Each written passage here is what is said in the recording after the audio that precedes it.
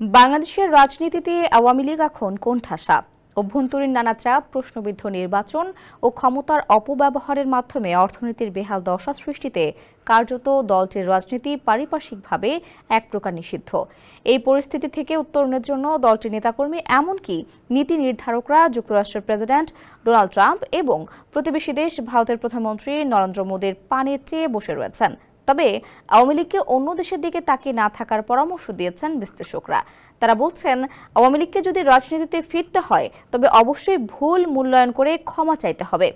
বিস্তারিত থাকছে প্রতিবেদনে। ওয়ালটন আবারও মিলিয়নিয়ার অফারে ওয়ালটন ফ্রিজ কিনে আপনিও হয়ে যেতে পারেন মিলিয়নিয়ার।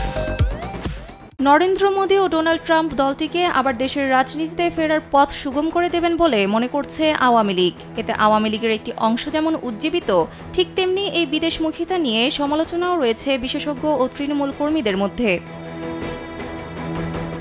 আওয়ামী লীগ এই দুই নেতার দিকে তাকিয়ে থাকলেও দেশের বর্তমান প্রেক্ষাপট ভিন্ন। আওয়ামী লীগ বিরোধী মনোভাব এখনও চাঙ্গা, সরকারের অবস্থানও আগের চেয়ে মজবুত হচ্ছে। এসব কারণে হতাশায় নিমজ্জিত হয়ে পড়েছেন দলটির তৃণমূল পর্যায়ের নেতাকর্মীরা।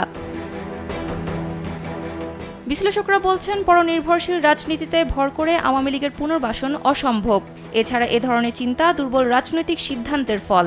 আওয়ামী লীগের মতো প্রাচীন সংগঠনকে যদি প্রতিবেশী ভারত ও বিশ্ব রাজনীতির মোড়ল আমেরিকার দিকে তাকিয়ে রাজনীতিতে ফেরার পথ খুঁজতে হয় তবে তা লজ্জার।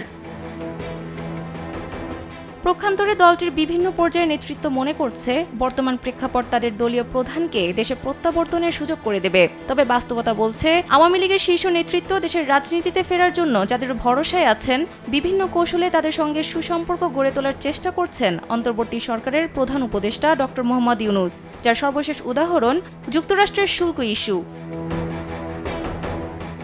আওয়ামী নীতি নির্ধারকরা মনে করছেন, বাংলাদেশ ইস্যুতে মোদী সরকারের বর্তমান অবস্থান ডক্টর মোহাম্মদ ইউনূসের ওপর এক ধরনের চাপ, যার মাধ্যমে শেখ হাসিনা বা আওয়ামী লীগের রাজনীতির পথ সুগম হবে। এক্ষেত্রে তারা সংখ্যালঘু ইস্যুকে গুরুত্বপূর্ণ বলে মনে করছেন। ভারতের প্রধানমন্ত্রীর সঙ্গে আমেরিকার প্রেসিডেন্টের বৈঠকে শেখ হাসিনা ও বাংলাদেশ প্রসঙ্গে আলোচনাও নিজেদের পক্ষে গেছে বলে মনে করছে আওয়ামী লীগ। দলটির শীর্ষ অনেকে মনে করেন, মব জাস্টিস বিভিন্ন হামলাকে ভারত নেতিবাচক হিসেবে দেখছে।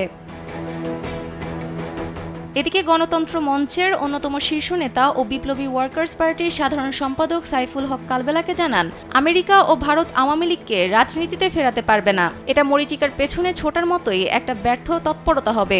আওয়ামী লীগকে রাজনীতিতে ফিরতে গেলে বাংলাদেশকে নিয়েই ফিরতে হবে। সানজিদা ইসলাম, কালবেলা।